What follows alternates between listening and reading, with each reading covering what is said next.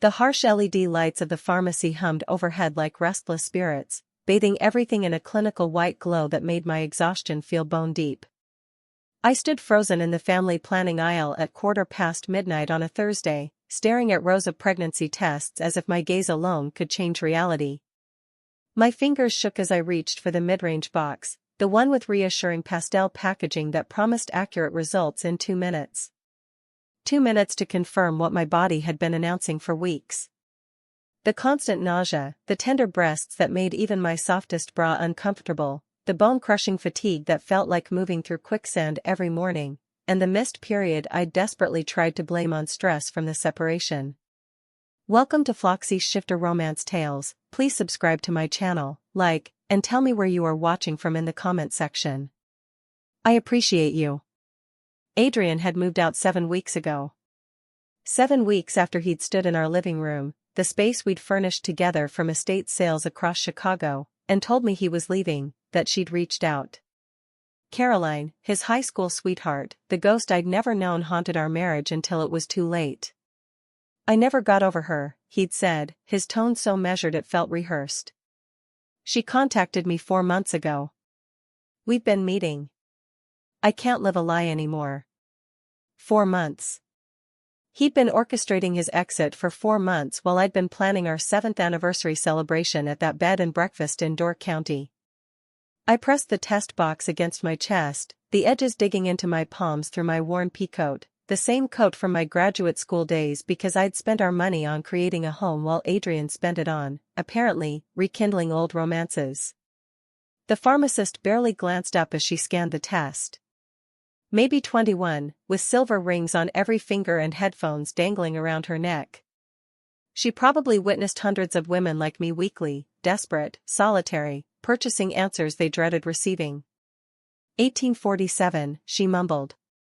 I handed her a 20, one of my dwindling emergency fund bills, and shoved the test into my bag before the receipt printed.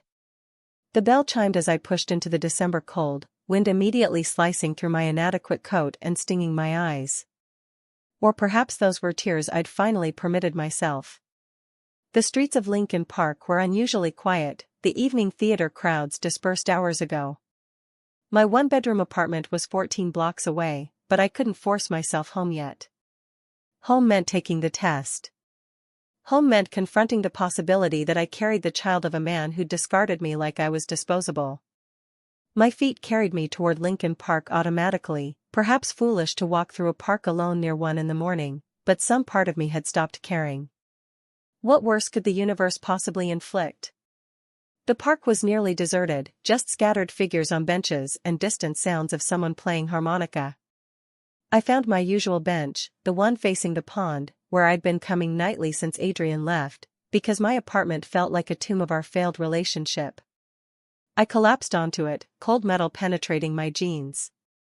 My breath clouded before me as I extracted the pregnancy test box, rotating it in my trembling hands. The instructions seemed written in an incomprehensible language, though I'd studied them obsessively in the store. You'll catch pneumonia out here. The voice emerged from behind me, deep and smooth like expensive bourbon. I startled, nearly dropping the box, twisting around to find a man standing several feet away. My pulse hammered, not merely from surprise, but from the sheer presence he commanded. He appeared younger than that voice suggested, perhaps early 30s, and striking in a way that felt almost predatory. Dark hair swept back from a face that could have been sculpted from stone, sharp cheekbones, and a jawline that looked capable of cutting diamonds. But his eyes arrested me most, dark, nearly obsidian in the lamplight, fixed on me with an intensity that made me feel utterly transparent. He wore a charcoal wool coat that likely cost more than my monthly rent, perfectly tailored to broad shoulders. No gloves despite the frigid temperature, and when he moved closer, I detected something expensive, sandalwood and vetiver, and something else indefinable that made my heartbeat quicken. I'm fine, I managed, my voice emerging smaller than intended. I clutched the pregnancy test tighter, attempting to conceal it against my body. His gaze flicked to my hands, and I witnessed the moment recognition dawned. Something shifted in his expression, not judgment exactly, but a sharpening of focus that raised goosebumps along my spine. Are you? He circled the bench with fluid grace that reminded me of an apex predator, not overtly threatening, but absolutely confident of his dominance. You've occupied this bench every night for 3 weeks. Same time, same lost expression. My mouth went dry. He'd been observing me. I haven't noticed you, I said, hating how my voice trembled. You weren't meant to. He settled on the opposite end of the bench, not close enough to touch, but near enough that I could feel warmth radiating from him. Or perhaps my imagination. You always sit here for exactly 52 minutes, then walk home alone through streets that aren't safe for a woman by herself. Are you threatening me? The words emerged sharper than I felt, some distant survival instinct finally engaging. No. He turned to face me fully, the lamplight catching his features in a way that made him appear almost otherworldly. I'm telling you that you're not invisible, even when you feel like you are. Something in those words cracked open a sealed chamber in my chest. How could this stranger possibly know that invisibility was precisely what I'd been experiencing? Like Adrian had erased me when he departed. Like I was merely a placeholder in my own existence. I don't know what you want from me, I whispered. Nothing. He paused, a slight smile curving his lips, the kind that probably made most people profoundly nervous. Yet. Before I could respond, headlights swept across the park. A black Mercedes pulled to the curb, sleek and intimidating with tinted windows. The rear door opened and a man in a dark suit emerged, clearly a driver or security, built like a linebacker and scanning the park with alertness that screamed professional training. The man beside me rose in one fluid motion. You should go home. Take the test. Whatever the result, you deserve better than sitting alone in the cold, punishing yourself for someone else's failure. You don't know anything about me, I said, but it emerged weak. I know you've lost weight you couldn't afford to lose. I know you haven't purchased anything new in months, that coat is at least 6 years old. I know you work at the French bistro on Armitage because you smell like garlic and thyme every night, and you're always counting tips in your purse before sitting down. He tilted his head, studying me with those unsettling dark eyes. I know you're stronger than you think you are, even if you don't believe it yet. My throat constricted. Why do you care? For a moment, something almost vulnerable flickered across his face. Then it vanished, replaced by that mask of controlled power. Because I recognized that look. And because some things shouldn't be faced alone. He turned toward the waiting Mercedes, and I found myself speaking before I could stop myself. Wait, what's your name? He paused, glancing back over his shoulder. The light caught the sharp planes of his face, making him resemble something from a Caravaggio painting, dark, powerful, untouchable. Nikolai, he said. Then, after a beat, and you're Isabel. You wear a name tag at work. He slid into the Mercedes before I could respond, and it pulled away into the night, leaving me alone on the bench with my pregnancy test and a mind full of questions. I sat there another 15 minutes trying to process what had transpired. A stranger had been watching me for 3 weeks. Knew my routine, knew details about my life that should have terrified me. But instead of fear, all I felt was a strange electric awareness, like I'd just been truly seen for the first time in months. Finally, the cold drove me home. My one-bedroom apartment greeted me with familiar emptiness. The pull-out couch I'd been sleeping on, still unmade. The kitchenette with its single dish and mug drying by the sink. The framed photographs of Adrian and me that I'd finally turned face down last week. I went straight to the bathroom, that cramped space with its chipped tile and mirror that had witnessed too many of my tears. My hands trembled as I opened the pregnancy test box, as I read the instructions one final time, as I did what needed to be done. Then I set the stick on the sink edge and watched the little window, my heart pounding so loudly I could hear it in my ears. One line appeared immediately. Then, after what felt like an eternity but was probably only 45 seconds, a second line bloomed into existence beside it. Positive. I was pregnant with Adrian's baby. The man who'd abandoned me for his high school sweetheart was going to be a father, and he had no idea. I sank onto the closed toilet seat, the test still clutched in my hand, and let reality wash over me. Alone, nearly broke, working double shifts at a restaurant where tips barely covered rent, and now pregnant. But as I sat there in my tiny bathroom at 1:30 in the morning, another thought crept in, unbidden and unwelcome and absolutely ridiculous. Dark eyes watching me from across a park. A voice like bourbon telling me I was stronger than I thought. The scent of sandalwood and vetiver and danger. Nikolai. I shook my head, trying to clear it. The last thing I needed was fantasizing about mysterious strangers who watched me from the shadows. I needed to determine what to do about the very real pregnancy test in my hands. But as I finally stood and looked at myself in the mirror, really looking at my hollowed cheeks and exhausted eyes and the hand pressed protectively against my still flat stomach, I couldn't shake the feeling that my life had just shifted on its axis. And something told me it had nothing to do with the test results and everything to do with the man in the black Mercedes. I called in sick to work the next day. Margot, my manager at Le Petit Bistro, didn't sound pleased. Friday lunch shifts were always packed, but I couldn't bring myself to care.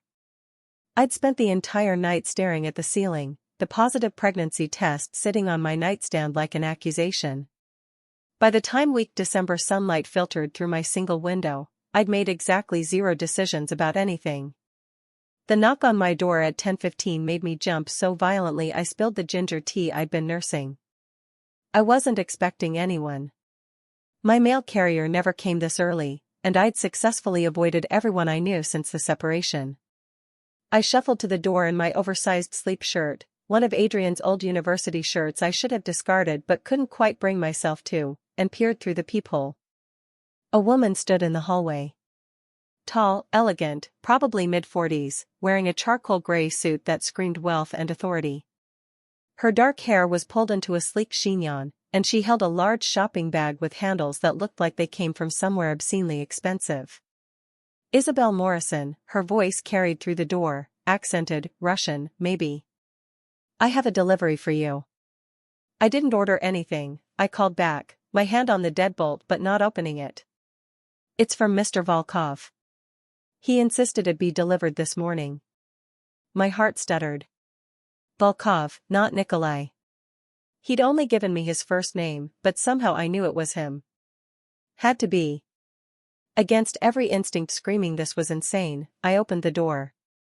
The woman's expression remained professional, but I saw her eyes flick over my ratty shirt and bare feet, cataloging the disaster I currently presented. To her credit, her face revealed nothing but polite courtesy. May I come in? This will only take a moment. I stepped back, letting her enter my shoebox of an apartment. She didn't comment on the size or the threadbare furniture or the general atmosphere of depression that probably clung to everything. She simply set the shopping bag on my small table and pulled out a box. Not just any box. A coat box from Canada Goose. Mr. Volkov noticed you seemed cold last night, she said, opening it to reveal the most beautiful coat I'd ever seen. Down-filled in a deep navy that would complement everything. Classic cut, the kind that would last decades. The kind I could never afford in a million lifetimes. I can't accept this. The words came automatically even as my fingers itched to touch the fabric. He anticipated you might say that. She pulled out an envelope, handing it to me. He asked me to give you this. The envelope was heavy stock, cream-colored, with my name written in bold, masculine handwriting across the front. I opened it with trembling fingers. Isabel. Consider it a loan if it makes you feel better. Nobody should freeze while making decisions that will change their life. A car will collect you at 7:30 this evening. Wear something comfortable.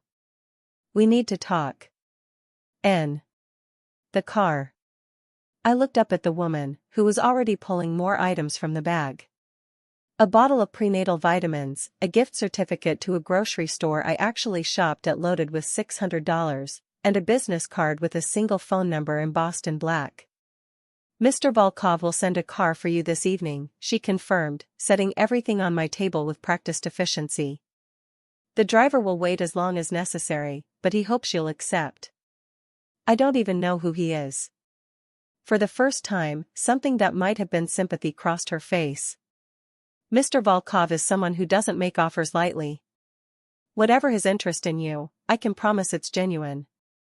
He doesn't play games with people he considers under his protection.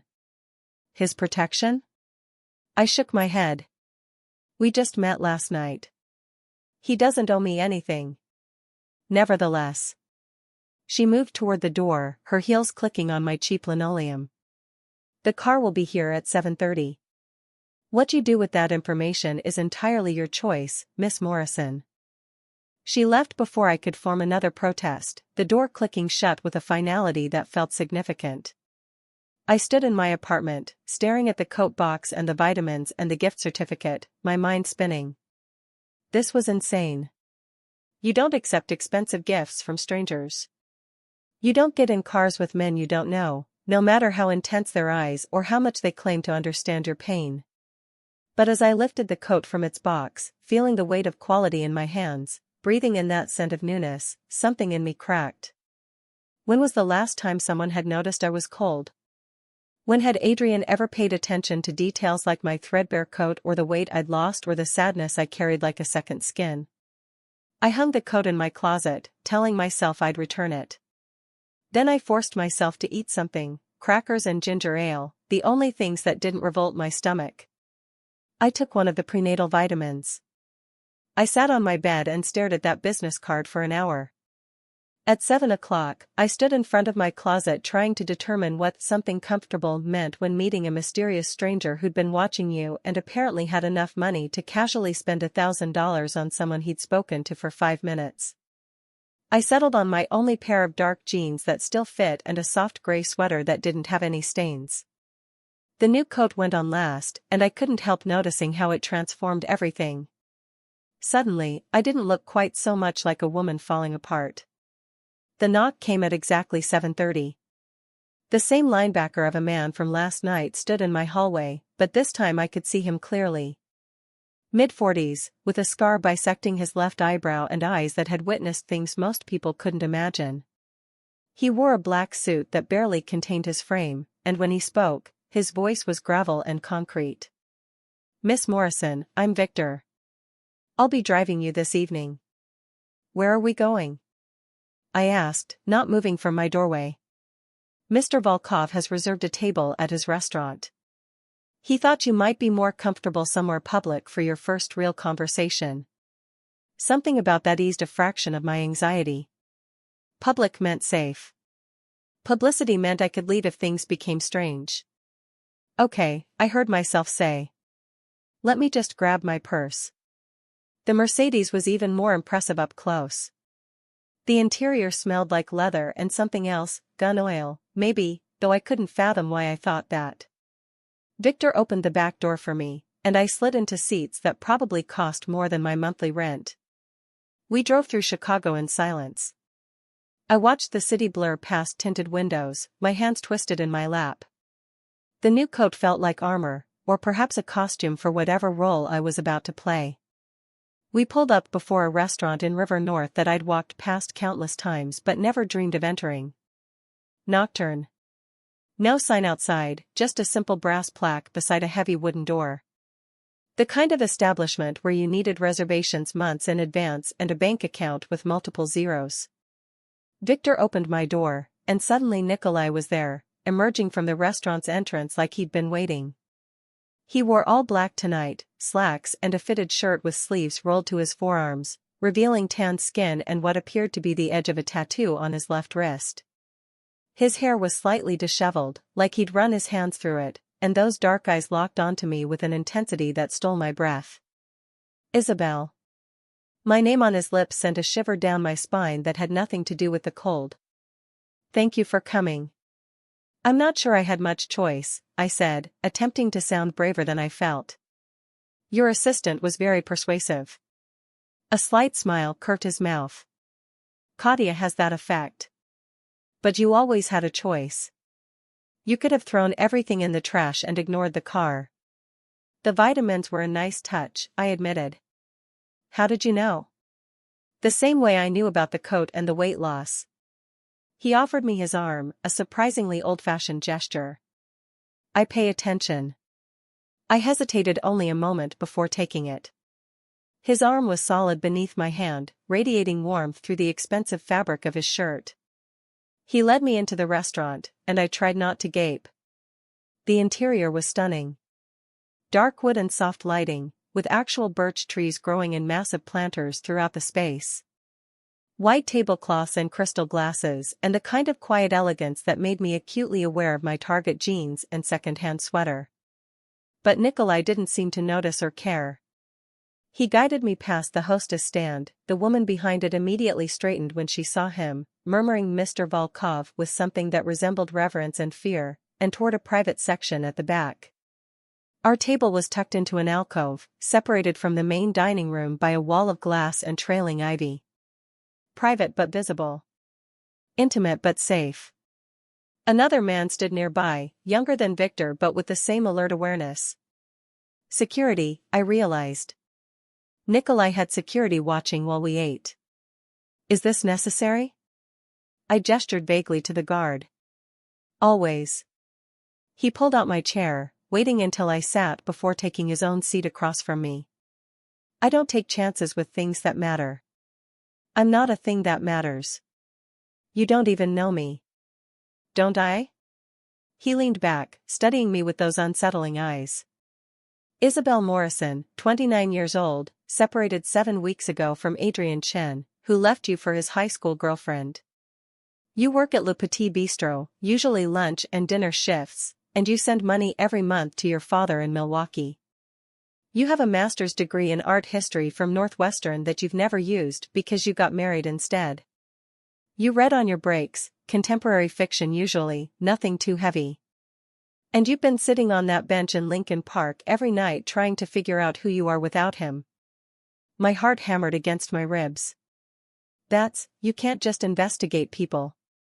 I can do anything I want. No arrogance in his tone, just simple fact. But I didn't investigate you, Isabel. I watched you. There's a difference. That's not better. That's actually worse. Maybe.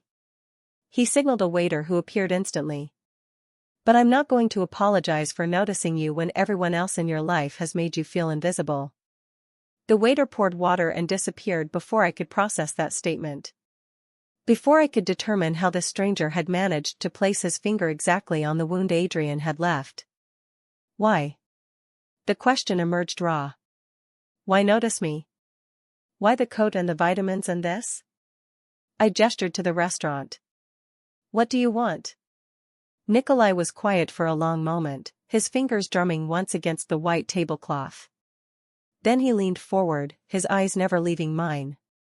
8 months ago, my younger sister died in childbirth.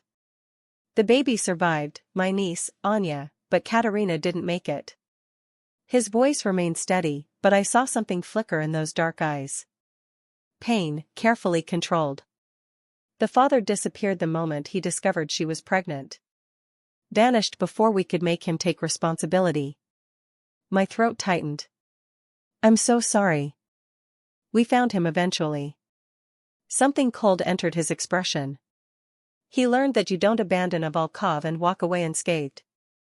A chill ran down my spine that had nothing to do with temperature.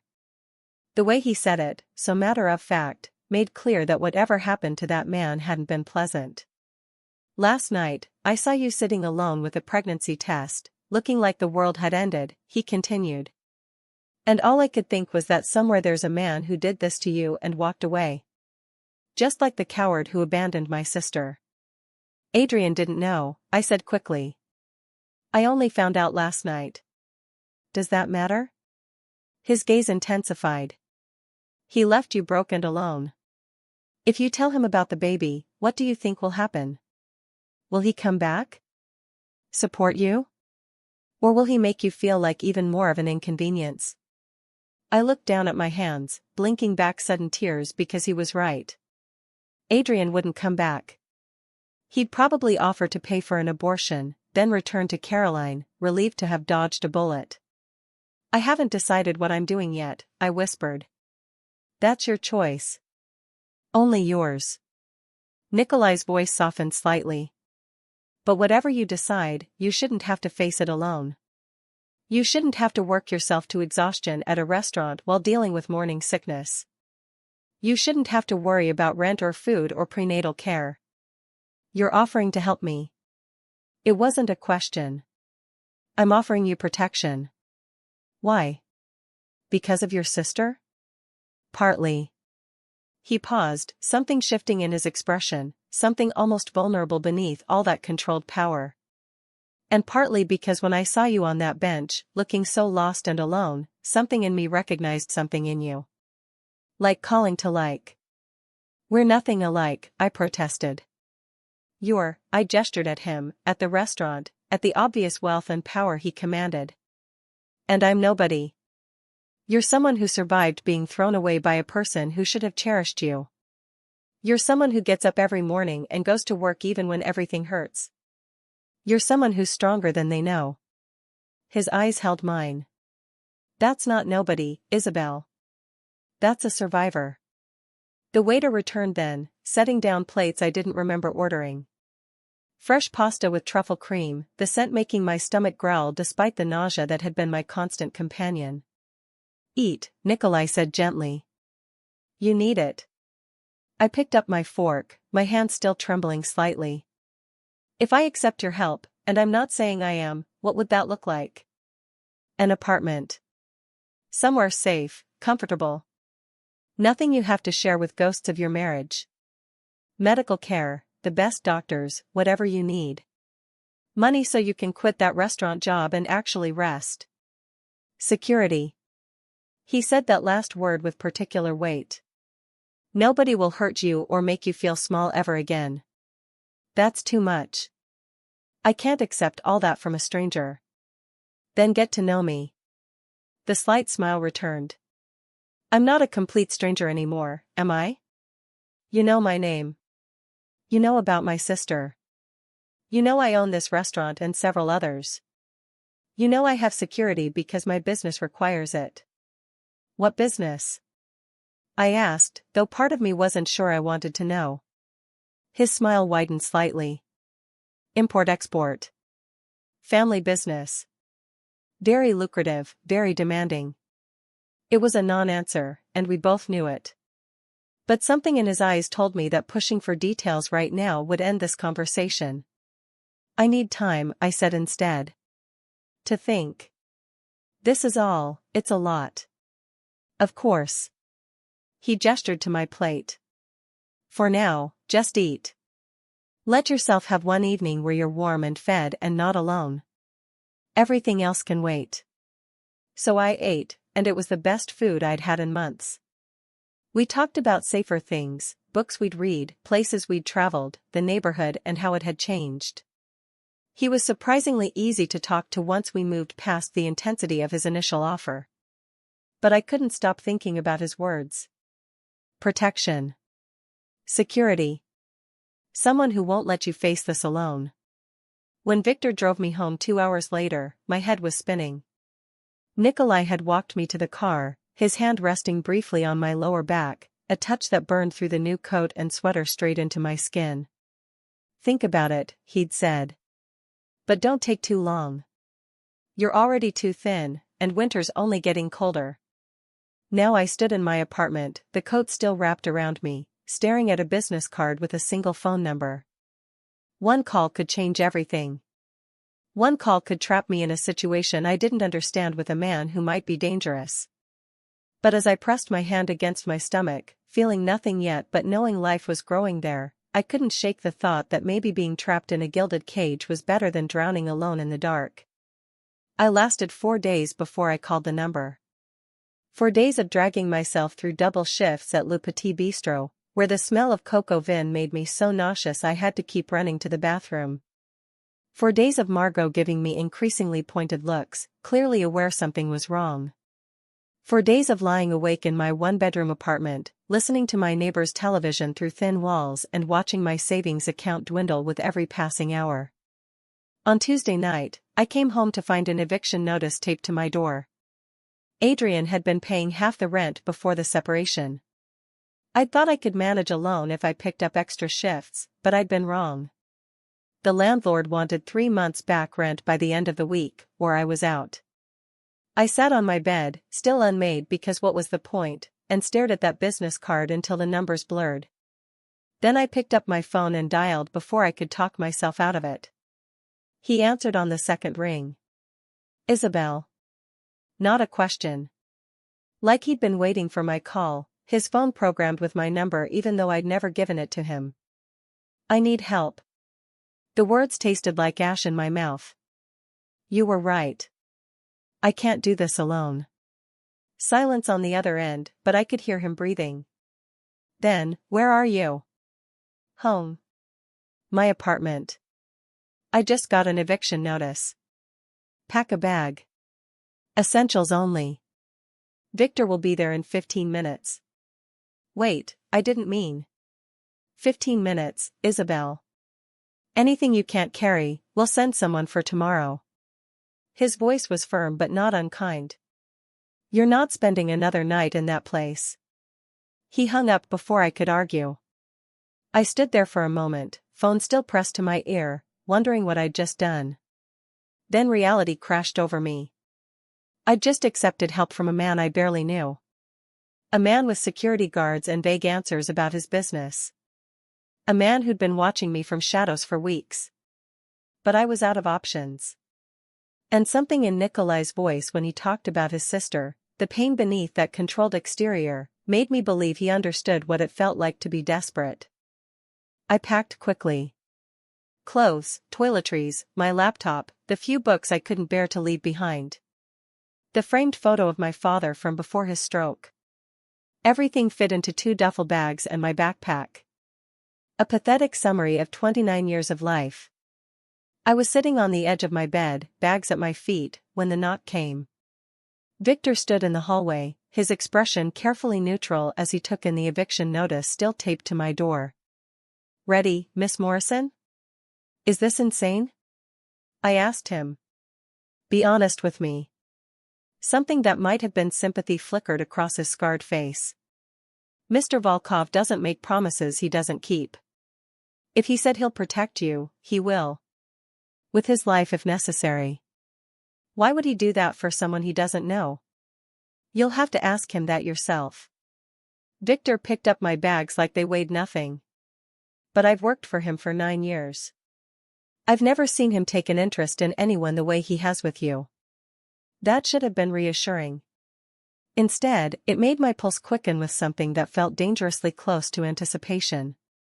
The drive took us toward downtown, toward neighborhoods I'd only ever walked through during the day, staring at buildings I'd never be able to afford.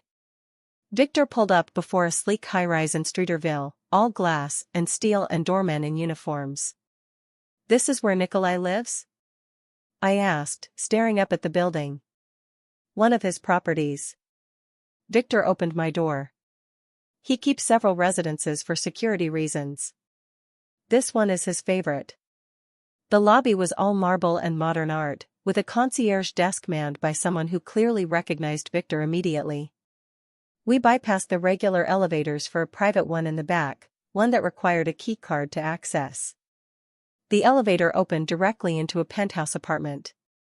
I stepped out into a space that could have fit my entire apartment 8 times over. Floor-to-ceiling windows overlooked the lake, the lights of Chicago spread out like fallen stars. Hardwood floors, minimalist furniture that was somehow both modern and comfortable, and art on the walls that might have been original pieces worth more than I'd earn in a lifetime. Nikolai stood by the windows, his back to me, talking quietly into a phone. He wore dark slacks and a white shirt with sleeves rolled up, and even from behind, he radiated that same controlled power I'd noticed the first night. He ended the call as Victor set down my bags, turning to face me. Those dark eyes swept over me, taking in my exhaustion and rumpled work clothes, and something softened in his expression. Thank you, Victor. That will be all for tonight. The bodyguard nodded and disappeared back into the elevator, leaving us alone. This is too much, I said into the silence. I can't. This is your home. This is one of my homes, he corrected, moving toward me with that fluid grace. And you're not staying here. I have an apartment ready for you 3 floors down. I just wanted to talk before Victor took you there. 3 floors down. Still in this building. Still close enough that he could, what? Watch over me. Keep tabs on me? Why? The question burst out of me. You keep saying you want to help, that you'll protect me, but I don't understand why. What do you get out of this? Nikolai stopped a few feet away, close enough that I could smell that scent of sandalwood and vetiver that clung to him. What do I get? Peace of mind knowing you're safe. The satisfaction of helping someone who deserves better than what life has given her. And maybe, he paused, something almost uncertain crossing his face. Maybe the chance to make up for the fact that I couldn't save my sister. I'm not your sister. No. His eyes held mine. You're not. The way he said it, low and intense, made heat bloom in my chest. This was dangerous territory. Whatever was building between us, this awareness, this tension, felt like standing too close to a fire. I'm pregnant with another man's baby, I said, needing to remind both of us of that fact. I'm a mess. I'm broke. I'm beautiful. The word stopped me cold. Strong. Resilient.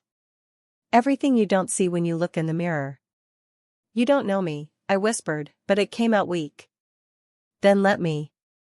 He took another step closer, and I could feel the heat radiating from him. Stay here. Let me help you. Get to know me. Figure out what you want to do about the pregnancy without worrying about rent or food or working yourself to exhaustion.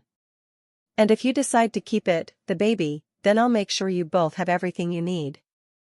The best doctors, a nursery, support, whatever you want. Why would you do that? My voice cracked. Nobody does that. Nobody helps without wanting something in return. I want something, he admitted. His hand came up, fingers brushing my cheek so gently I almost gasped. I want to see you smile. Really smile, not that fake thing you give customers at the restaurant. I want to watch you stop looking over your shoulder, waiting for the next disaster. He stopped himself, jaw tightening like he'd said too much. What? I breathed. I want you to feel safe. His thumb traced my cheekbone, and I realized I was trembling. Because when I look at you, Isabel, I see someone who hasn't felt safe in a very long time. And that, I can fix it. I should have stepped back. Should have put distance between us. But I was so tired of being strong, of holding everything together alone. And the way he looked at me, like I mattered, like I was worth protecting, made something in my chest crack wide open. Okay, I heard myself say. But I have conditions. A slight smile curved his lips. Name them. I want to work. Maybe not at the restaurant, but something. I need purpose. Done. I'll find you something suitable. I want honesty. If I ask you a question, you answer it. No more vague non-answers about your business. His smile faded slightly. That one is more complicated. There are things I can't tell you, Isabel. For your protection as much as mine. Then tell me what you can, but don't lie to me. I've had enough of lies. He studied me for a long moment, then nodded. I'll never lie to you. I may not always be able to tell you everything, but what I do tell you will be the truth. And if I want to leave, if this doesn't work out. Something dark flickered in his eyes. You're not a prisoner. You can walk away whenever you want. But the way he said it, tight and controlled, made me wonder if he really meant it. Or if, once I stepped fully into his world, leaving would be as simple as he made it sound. Show me the apartment, I said instead of pushing further. Relief crossed his face so quickly I almost missed it. He offered his arm again, and I took it, letting him guide me back to the elevator. 3 floors down. Another key card. Another door opening into another beautiful space. Smaller than his penthouse, but still larger than anywhere I'd ever lived. One bedroom with an actual bed, a real bed with an upholstered headboard and crisp white linens. A kitchen with granite countertops and appliances that looked brand new. A living room with a couch that faced windows overlooking Lake Michigan. He's powerful. He's dangerous to his enemies. But he's also a man of honor in his own way. He protects what's his.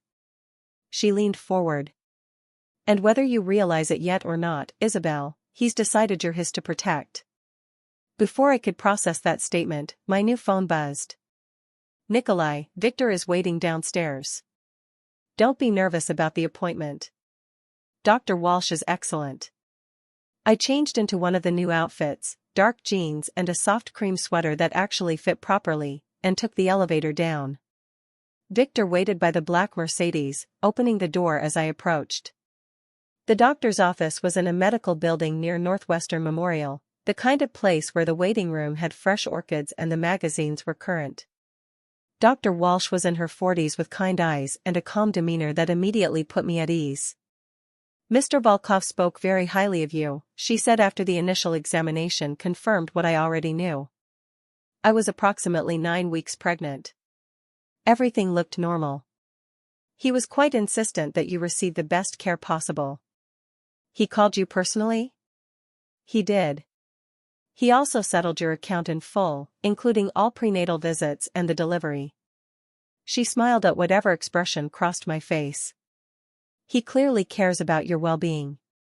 After the appointment, Victor drove me back to the apartment, but instead of stopping on my floor, the elevator continued to the penthouse. Mr. Volkov asked if you'd join him for dinner, Victor explained. If you're not too tired. I should have said no. Should have maintained some kind of boundary between us.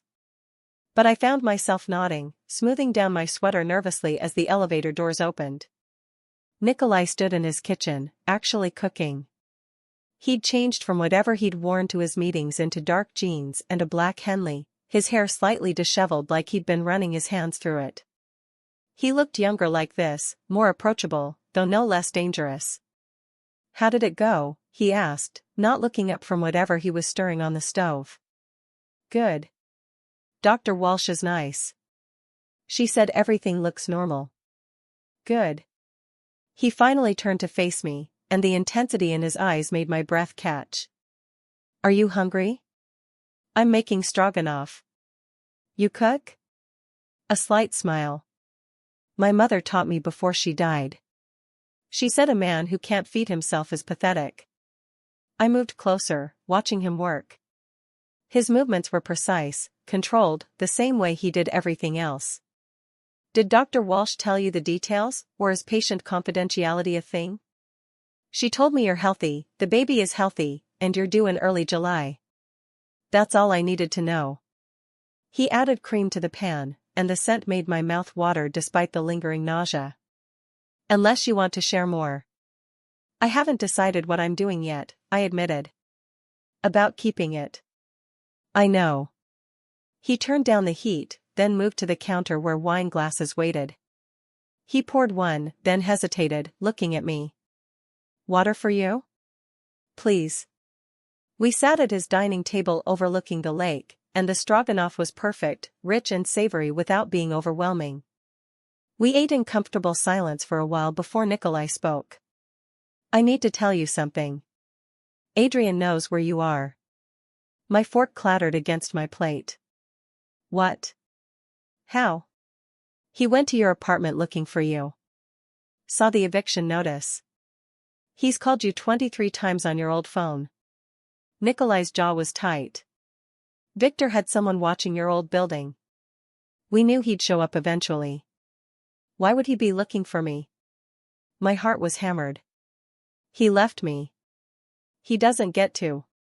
Apparently, Caroline isn't what he remembered. The fantasy didn't match reality. Dante's eyes were hard. And now he's having regrets. He wants to talk to you, to fix things. No. The word came out fierce. He doesn't get to decide he made a mistake and just come back. That's not how this works. I agree. Nikolai reached across the table, covering my hand with his. The touch sent electricity up my arm. But you should know he's looking. And he's getting desperate. Did you? I hesitated. Did you do anything to him? Not yet. The promise in those 2 words was clear. But if he becomes a problem, I will handle it. I don't want you to hurt him. I pulled my hand back, wrapping my arms around myself. Even after what he did to me. He's still the father of my baby, if I keep it. He doesn't deserve whatever you did to Katerina's boyfriend. Nikolai's expression went very still. What did Katya tell you? Enough. I met his eyes. I'm not stupid, Nikolai. I know what you are. What your family does. The gray areas you mentioned aren't gray at all, are they? No, he said quietly. They're not. So tell me the truth. What happened to the man who abandoned your sister? He stood, moving to the window, his back to me. When he spoke, his voice was flat, emotionless. We found him in Las Vegas. He'd been gambling away money he stole from us, because of course he'd stolen from us, too. We gave him a choice: sign over all parental rights to Anya, leave the state, and never contact our family again. Or face consequences he wouldn't walk away from. And he chose to leave? I asked quietly. After some persuasion? Yes. Nikolai turned back to me. My niece will grow up knowing her father was a coward, but at least she'll bear the Volkov name. At least that will protect her. And if he hadn't agreed to your terms? Nikolai's smile was cold. Then he wouldn't have made it out of Las Vegas. I should have been horrified. Should have run from this apartment and this man who could speak so casually about violence. But all I could think about was Katerina dying alone while the father of her child ran away. I'm not going to apologize for protecting my family, Nikolai continued, moving closer. Or for removing threats. That's who I am, Isabel. I won't lie about it. I know. My voice came out smaller than I intended. And I should be scared of you. But you're not. He stopped in front of me, close enough to touch. Why? Because you've never made me feel unsafe. Even that first night in the park, when you should have terrified me, all I felt was seen. I looked up at him. You see me, Nikolai. Really see me. Nobody has done that in so long. His hand came up, cupping my face with surprising gentleness. I see everything, Isabel. Your strength, your pain, the way you touch your stomach when you think nobody's watching, like you're already protecting that baby even though you haven't decided if you're keeping it. His thumb brushed my cheekbone. I see a woman who deserves so much better than what life has given her. And you think you can give me better? I know I can. His voice dropped lower, rougher. Let me. The air between us felt electric, charged with something dangerous and inevitable. I could feel my pulse in my throat, could see the way his eyes darkened as they dropped to my lips. This was a bad idea. Getting involved with a man like Nikolai, a man who lived in the shadows, who spoke about violence like it was business, who looked at me like I was something precious and breakable all at once. But I was so tired of being alone. So tired of feeling invisible. Okay, I whispered. Show me better. The refrigerator is stocked, Nikolai said, watching me take it all in. There's a washer and dryer in the closet by the bathroom. The building has a gym and a pool on the ground floor, though I'd prefer you use the one in my penthouse when you want to swim. Better security. I turned to face him. You're serious about the security thing? Always. No hesitation. My life requires certain precautions. Anyone associated with me needs the same level of protection. What kind of import-export business requires this much security? His jaw tightened. The kind that operates in gray areas. The kind that made my family wealthy but also made us enemies. Are you in danger? The question came out before I could stop it, and I was surprised by how much the answer mattered. Always, he repeated, but softer this time. But I've been in danger my whole life, Isabel. I know how to handle it. And I know how to keep the people he stopped himself.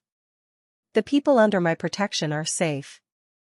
I wanted to ask what he'd been about to say, but exhaustion was catching up to me, the adrenaline from the eviction notice and the move finally wearing off. I should let you rest, Nikolai said, reading my expression. But there's one more thing. He pulled a phone from his pocket. Not his phone, a new one, still in the box. This is for you. My number is already programmed in. Victor's number. Katya's number. If you need anything, day or night, you call. I have a phone. That phone is registered to your old address, on a plan you can barely afford. This one is secure, paid for, and untraceable. He pressed it into my hands. Humor me. I took it because arguing felt like too much effort. Thank you. For all of this. I know I keep saying I don't understand why, but, thank you. Get some sleep. He moved toward the door, then paused. Isabel, I meant what I said. You're safe now. Nobody will hurt you here. Not your landlord, not your ex-husband, not anyone. The way he said it, with such absolute certainty, should have scared me. Instead, for the first time in months, I felt the tight knot in my chest start to loosen. After he left, I explored the apartment more thoroughly. The bedroom closet held clothes, my size, casual and comfortable. Nothing extravagant, but all new. The bathroom was stocked with toiletries, including more prenatal vitamins. On the kitchen counter sat a folder with information about 3 different OBGYNs, all highly rated, all accepting new patients. He'd thought of everything. I should have felt trapped, overwhelmed, scared of this stranger who'd inserted himself into my life and was systematically removing every obstacle I faced. But as I finally crawled into that impossibly comfortable bed, wrapped in sheets that smelled like lavender and something expensive, all I felt was relief. And maybe, buried beneath the exhaustion and fear and uncertainty, something that felt dangerously like hope. I fell asleep wondering what I'd gotten myself into, and whether I'd just made the best decision of my life or the worst. I woke to sunlight streaming through floor-to-ceiling windows, and for a disorienting moment had no idea where I was. Then it all came rushing back. The eviction notice. The phone call. Nikolai's penthouse and his dark eyes promising protection. My phone, the new one, showed 10:13 in the morning and 3 missed messages. Nikolai, good morning. Doctor's appointment scheduled for 1:30 if you're comfortable with that. Dr. Rebecca Walsh comes highly recommended. Nikolai, Katya will bring you lunch at noon. She'll also take you shopping for anything else you need. Nikolai, I have meetings all day, but call if you need anything. Victor is downstairs. I stared at the messages, something warm and uncomfortable twisting in my chest. He'd been up early arranging my life, making sure I was cared for. It should have felt controlling. Instead, it felt like being seen. I texted back, thank you. I'll be ready at 1:30. His response came immediately, Victor will drive you. And Isabel, try to eat breakfast. You're still too thin. I set the phone down, pressing my hand against my still flat stomach. The nausea was already creeping in, that familiar morning wave that made everything smell wrong. But I forced myself to the kitchen anyway, finding the refrigerator stocked with things I actually liked. Ginger ale, plain crackers, fresh fruit, Greek yogurt. Someone had paid attention to what I could stomach. Katya arrived at exactly noon with shopping bags from 3 different boutiques. She swept into the apartment like an elegant storm, her heels clicking on the hardwood. Mr. Volkov thought you might need more clothes, she said, setting everything on the couch. I took the liberty of selecting items appropriate for the season. If anything doesn't fit or isn't to your taste, we'll exchange it. I opened the first bag to find jeans, sweaters, and comfortable dresses. Nothing flashy, just quality basics in colors that would actually suit me. The second bag held undergarments, pajamas, and a soft robe. The third contained shoes, including a pair of boots I'd been eyeing in a store window for months but couldn't justify buying. This is too much, I said weakly. Mr. Volkov doesn't do things by halves. Katya's expression softened slightly. He wants you to be comfortable. Let him do this. Over lunch, soup and bread that Katia had also brought from some bakery that made everything taste like heaven, she told me more about Nikolai without me even asking. I've worked for the Volkov family for 16 years, she said, watching me eat with the same assessing look Nikolai sometimes wore. First for his father, now for him. He's not like his father was. Nikolai is harder in some ways, but also more careful, more controlled. What happened to his father? Stroke, 6 years ago. Nikolai took over the business at 26. Some people doubted he could handle it. A small smile. They don't doubt anymore. And his mother? Died when he was 14. Breast cancer. It's just him and his niece now. After Katerina, she stopped, a flash of genuine pain crossed her face. She was a sweet girl. Too trusting. The man who got her pregnant was, well, he won't be a problem anymore. The way she said it made ice slide down my spine. What did Nikolai do to him? Katia's eyes met mine, suddenly hard. Nothing the man didn't deserve. You don't abandon a pregnant woman. Especially not a Volkov. There are consequences for that kind of betrayal. I set down my spoon, my appetite suddenly gone. I need to know what kind of man I've accepted help from. What kind of business does Nikolai really run? Why? Will it change anything? She leaned back. You're already here, already under his protection. And you have nowhere else to go. It was harsh but true, and we both knew it. I deserve the truth, I said quietly. Katia studied me for a long moment, then sighed. The Volkov family has been in Chicago for 4 generations. They started with legitimate businesses, restaurants, real estate, nightclubs. But over time, they expanded into other areas. Import-export is accurate, but it's not wine and vodka they're moving. It's, let's call it insurance and protection services. Helping people who can't go through traditional channels. I couldn't quite say it. He kissed me then, and it was nothing like Adrian's kisses had been. This was fire and possession and a hunger that made my knees weak.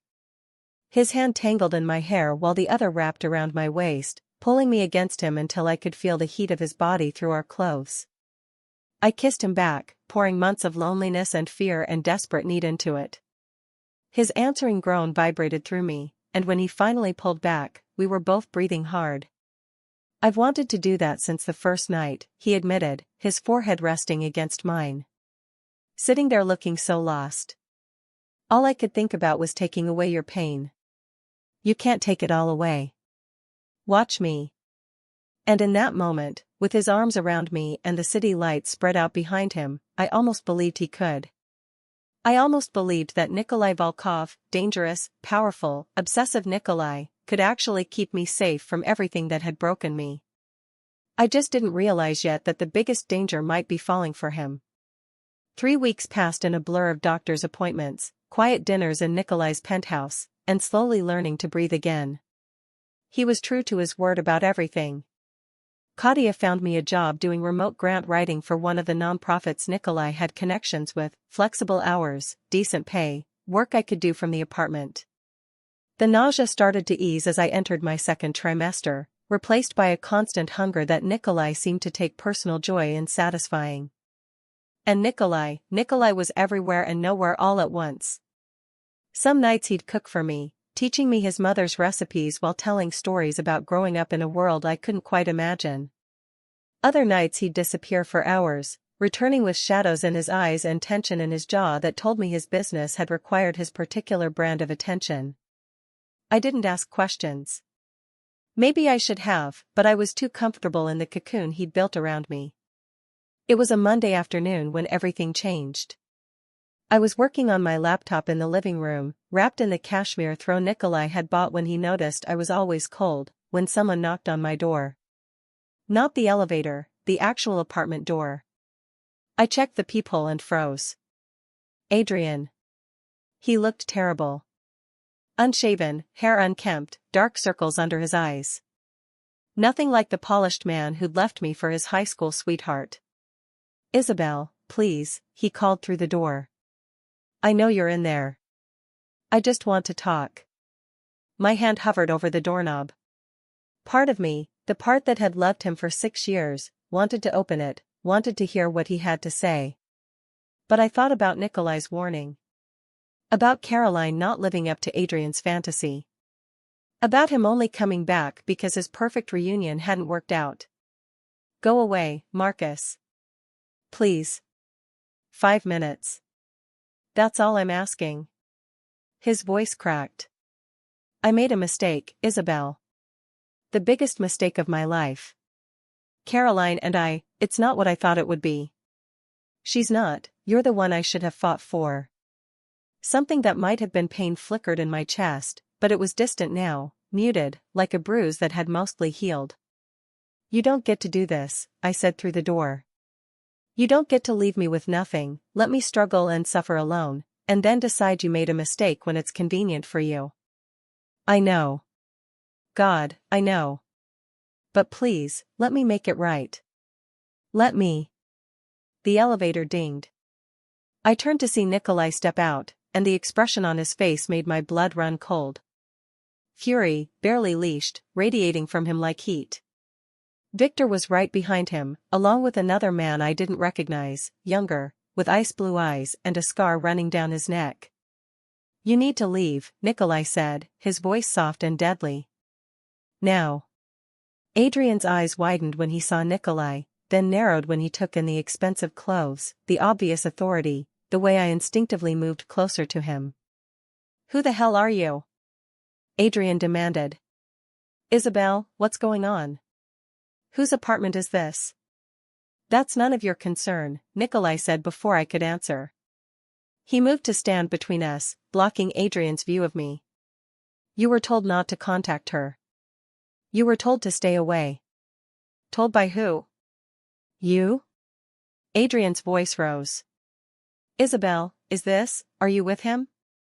Is that why you disappeared? I disappeared because I got evicted, I said, finding my voice. Because you left me with bills I couldn't pay and a life I couldn't afford. I didn't disappear.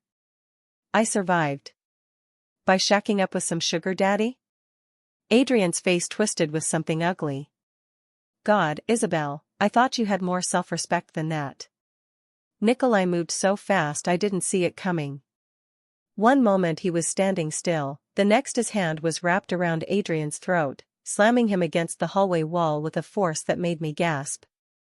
Choose your next words very carefully, Nikolai said, his voice like ice, because they might be your last. Nikolai, don't, I started forward, but Victor caught my arm gently. Let him handle it, Miss Morrison. Adrian clawed at Nikolai's hand, his face reddening. You're insane. I'm protective. Nikolai leaned in closer. Isabel is under my protection. That means you don't call her. You don't come to her apartment. You don't so much as think about her without my permission. Do you understand? She was my wife. Was. Past tense. Nikolai's grip tightened slightly. You gave up any claim to her when you walked away, when you left her crying and alone and struggling. You made your choice. Now live with it. I'm the father of her baby, Adrian gasped it out, and I felt the world tilt sideways. Nikolai went very still. His eyes cut to me, questions and something darker swirling in their depths. Isabel? His voice was carefully controlled. I haven't told him, I said quickly. I swear I haven't told him anything. Then how? I saw the test, Adrian choked out. In the bathroom trash before I left. I knew you were pregnant, Isabel. I knew, and I left anyway because I was a coward. But that's my child, and you can't keep me from. Nikolai released him so abruptly that Adrian stumbled, gasping for air. But the look on Nikolai's face was somehow more terrifying than the violence had been. Cold calculation. Dangerous assessment. You knew, Nikolai said slowly. You knew she was pregnant when you left her. I panicked. I wasn't ready to be a father. Caroline and we had plans, and a baby would have. Adrian stopped, seeming to realize how that sounded. But I've had time to think. To understand what I gave up. I want to be there for my child, Isabel. For both of you. No. My voice came out stronger than I felt. You don't get that, Adrian. You gave up that right when you chose Caroline over your own baby. I have legal rights. You have nothing.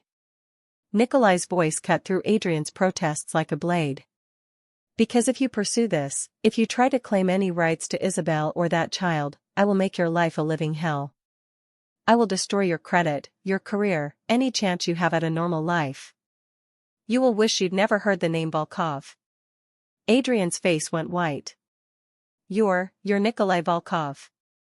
Oh, God. Isabel, do you know who he is? What his family does? I know exactly who he is.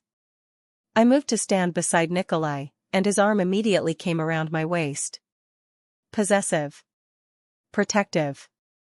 And he's been more of a partner to me in 3 weeks than you were in 6 years. He's a criminal. Careful, Victor warned, his hand resting on something beneath his jacket. Adrian swallowed hard, backing toward the elevator.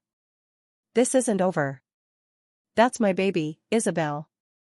You can't keep me from my own child. Watch me, Nikolai said softly. The elevator doors closed on Adrian's pale face, and suddenly the hallway was quiet except for my ragged breathing.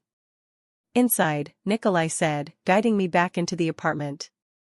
Victor and the other man disappeared into the elevator without a word, giving us privacy. I sank onto the couch, my hands trembling. Nikolai poured me water, then sat beside me, his dark eyes searching my face. You didn't tell him about the pregnancy, he said. It wasn't a question. No. I didn't even know he knew until just now. I pressed my hands against my stomach. He saw the test in the trash before he left. He knew I was pregnant, and he left anyway. Then he has no claim to you or that baby. Nikolai's voice was hard. None. He's the biological father, Nikolai. He could fight for custody. Take me to court. He won't. The certainty in his voice made me look up. Because if he tries, I'll make sure he regrets it. There are ways to handle this, Isabel. Legal ways and other ways. I don't want you to hurt him. Even now, after what he just said to you, how he spoke about you. I was quiet for a moment, thinking about Adrian's words. Sugar daddy. Self-respect. Like I was something shameful for accepting help when I'd been drowning. I don't love him anymore, I said slowly, realizing it was true. I think I stopped loving him the moment he told me about Caroline. But I don't want him hurt. I just want him gone. Then he'll be gone. Nikolai pulled me against him, and I went willingly, pressing my face against his chest. I'll make sure of it. We sat like that for a long time, his hand stroking my hair while my heart rate slowly returned to normal. Finally, I pulled back to look at him. You're not afraid? I asked. That it's his baby? That I'm carrying another man's child? No. No hesitation. Because that baby is innocent. And if you decide to keep it, then it becomes mine to protect, too. All of you become mine. Nikolai. I know it's fast. I know this is insane. But I meant what I said that first night. I see you, Isabel. And what I see is someone I want in my life. Permanently. My breath caught. What are you saying? I'm saying that Adrian was right about one thing. You are with me now. Not as a kept woman or some shameful secret, but as someone he stopped, jaw working. Someone I care about deeply. You barely know me. I know enough. His hand came up to cup my face. I know you're strong and resilient and kind, even after life has tried to break you. I know you make me want to be better than the violence and darkness my world requires. I know that when I look at you, I see a future I never thought I'd want. A future that includes another man's baby. A future that includes you. Everything else is just details. He leaned in, his forehead resting against mine. Stay with me, Isabel. Not because you have nowhere else to go, but because you want to. Because this, whatever this is between us, is real. I should have said no. Should have pointed out all the reasons this was crazy. The speed. The danger.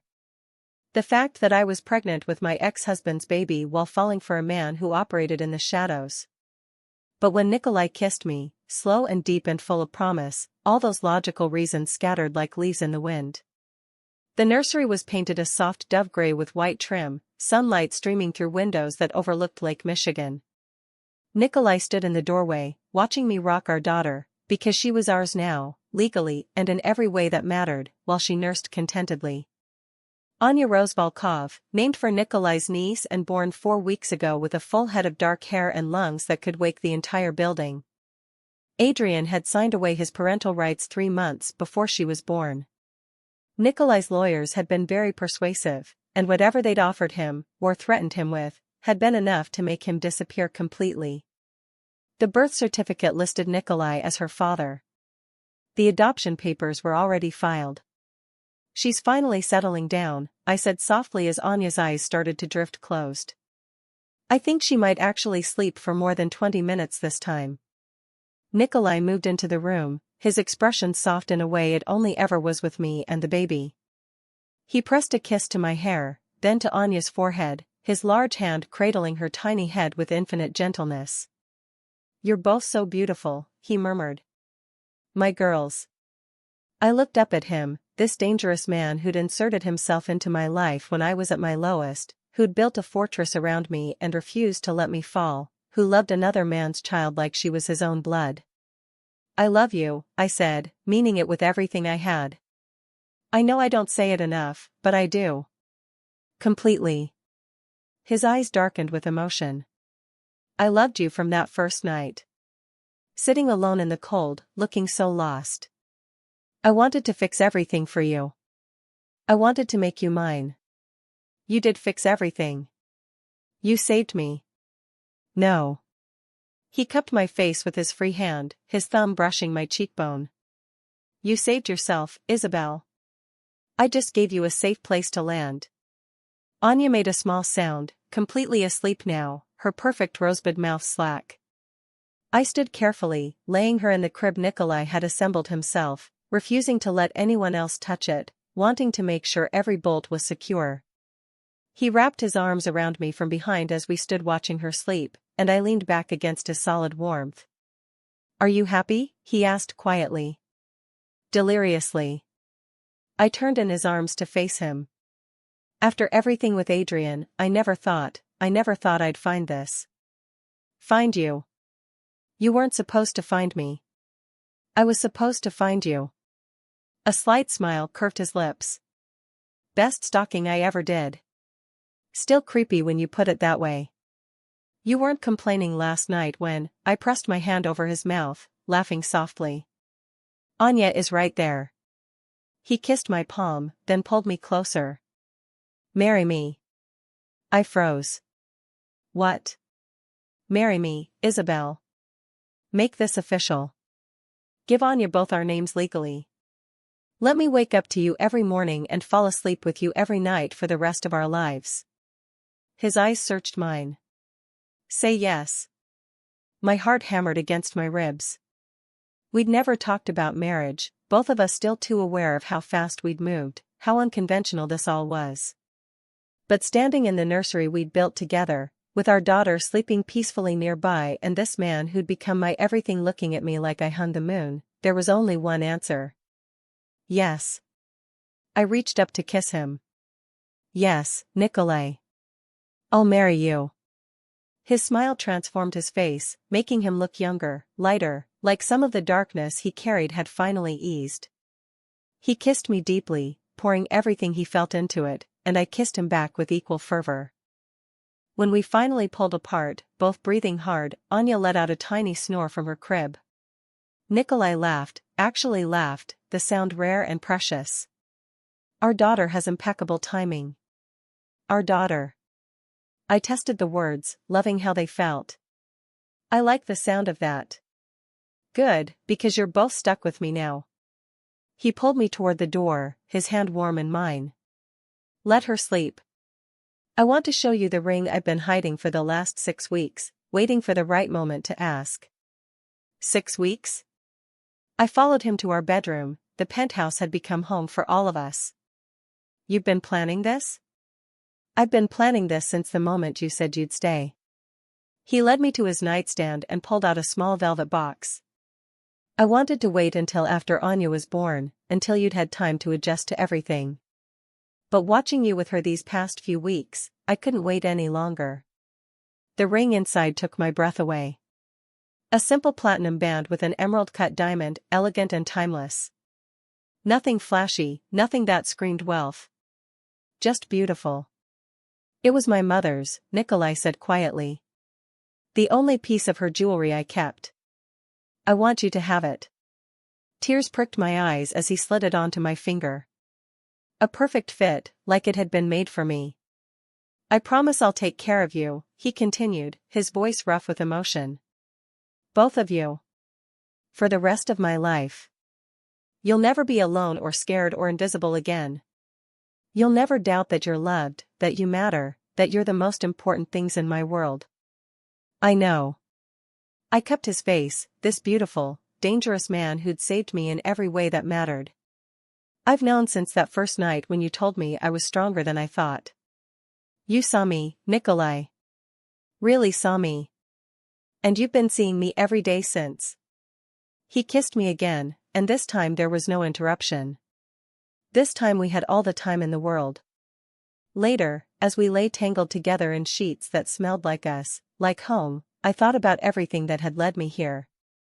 The separation that had shattered me. The pregnancy that had terrified me. The night I'd sat alone on a bench, clutching a pregnancy test and feeling like my life was over. But it hadn't an ending. It had been a beginning, the beginning of finding myself, of learning I was stronger than I'd ever imagined, of meeting a man who saw past my brokenness to the person I could become. Nikolai's arm tightened around me even in sleep, and I pressed my hand against his chest, feeling his heartbeat steady and strong beneath my palm. I'd been abandoned by a man who'd promised forever, thrown away and left to drown.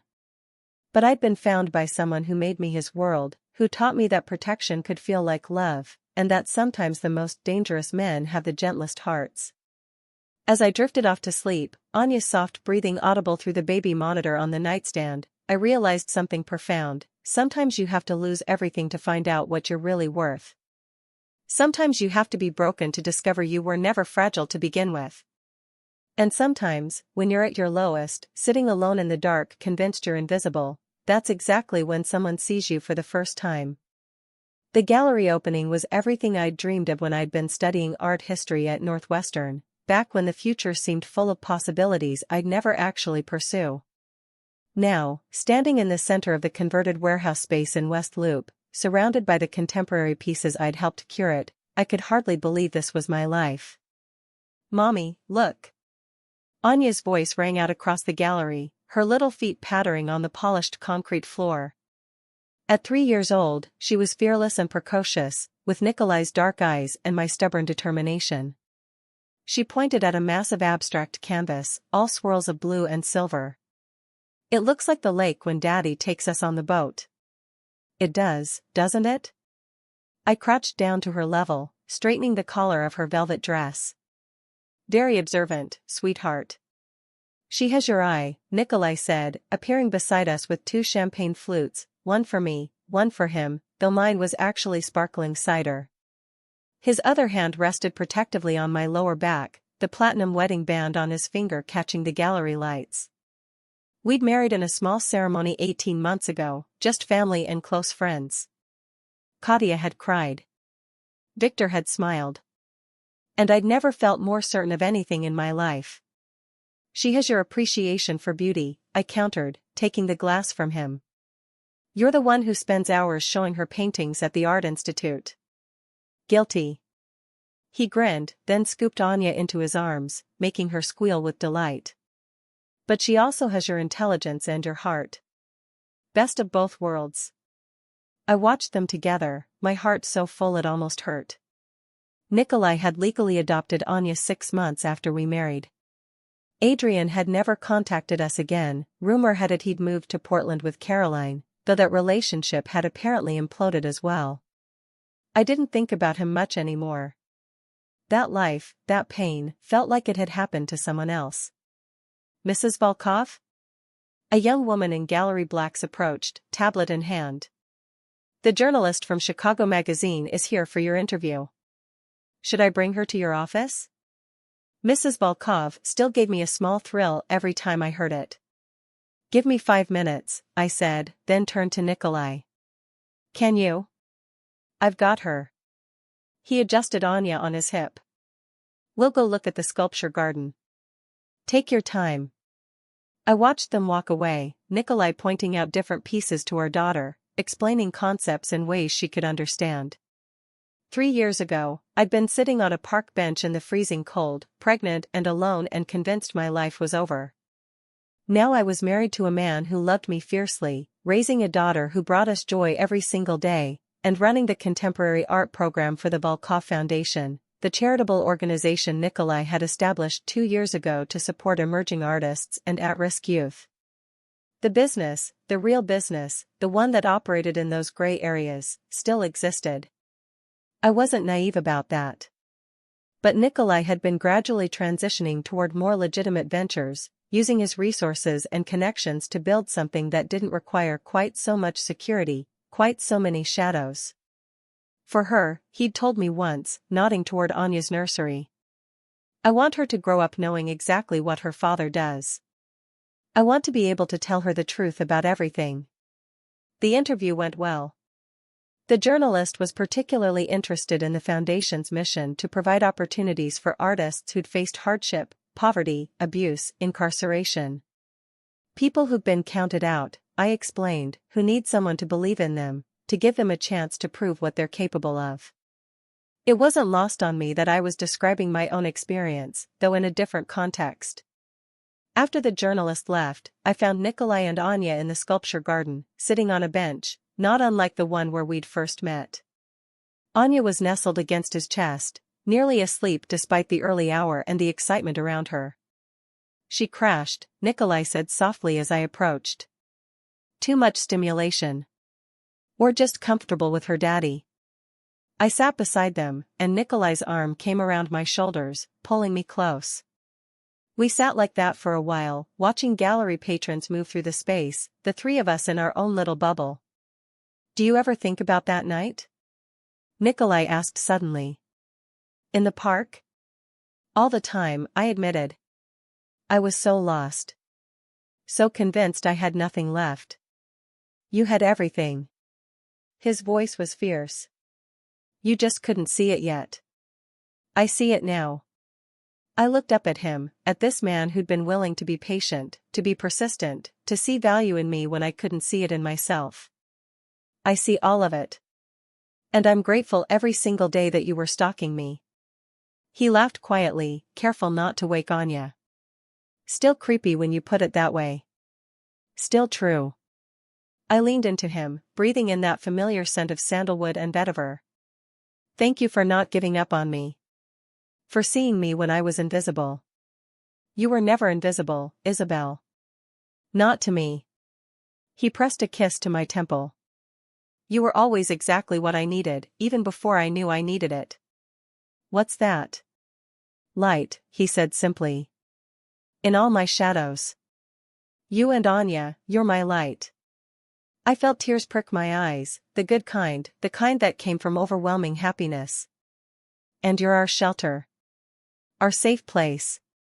Anya stirred slightly, murmuring in her sleep. Daddy. Mommy. We're right here, baby, Nikolai whispered. Always right here. And we were. The 3 of us together, a family built not from conventional beginnings but from broken pieces that had somehow fit together perfectly. A family forged in darkness but living in light. Later that evening, after the gallery had closed and we'd tucked Anya into bed in the nursery adjacent to our master bedroom, I stood at the floor-to-ceiling windows overlooking Lake Michigan. The water was dark, reflecting scattered lights from the city, beautiful and mysterious and endless. Nikolai came up behind me, wrapping his arms around my waist, his chin resting on my shoulder. "What are you thinking about?" "How far we've come," I said. "How different everything is now." "Better?" "Immeasurably better." I turned in his arms to face him. "You know what the journalist asked me today?" She asked if I believed in fate. If I thought some things were meant to happen. "What did you say?" I said I believe in choice. I believe in people who choose to show up, to care, to see others when it would be easier to look away. I traced the line of his jaw with my finger. I believe in men who sit on park benches for 3 weeks, waiting for the right moment to speak. Who notice when someone is cold, when they're struggling, when they need help even if they can't ask for it. I believe in women who are strong enough to accept help, Nikolai countered. Brave enough to trust a stranger. Courageous enough to build a new life from the ashes of the old one. We make a good team. The best. He kissed me, slow and deep, the kind of kiss that still made my heart race even after 3 years. "I love you, Isabel Volkov. Every single day, I love you more." "I love you too," I whispered against his lips. My mysterious stranger. My protector. My home. From the nursery, we heard Anya call out, not scared, just checking that we were near. Nikolai smiled against my mouth. "Duty calls," he said. "I'll go," I offered, but he was already moving toward the door. "I've got her." "You finish your wine. Relax. You earned it tonight." I watched him disappear into the nursery, heard his deep voice murmuring softly to our daughter, and felt that overwhelming sense of gratitude wash over me again. This life, this beautiful, imperfect, sometimes complicated life, was mine. Not the life I'd planned. Not the life I'd thought I wanted when I was younger. But the life I'd been brave enough to choose when a stranger saw me in my darkest moment and offered me something I didn't even know I needed, a chance to start over, to be seen, to be valued. I'd been divorced, pregnant, alone, and broken. I'd been sitting on a park bench in December, holding a pregnancy test and convinced my story was over. But it wasn't over. It was just beginning. And the man who'd been watching me from the shadows? He'd stepped into the light and changed everything. Sometimes salvation comes from the most unexpected places. Sometimes the most dangerous men are the ones who save you. And sometimes, when you're at your absolute lowest, that's exactly when you find your absolute highest. I'd been found by Nikolai Volkov. And in finding me, he'd helped me find myself. That was worth everything.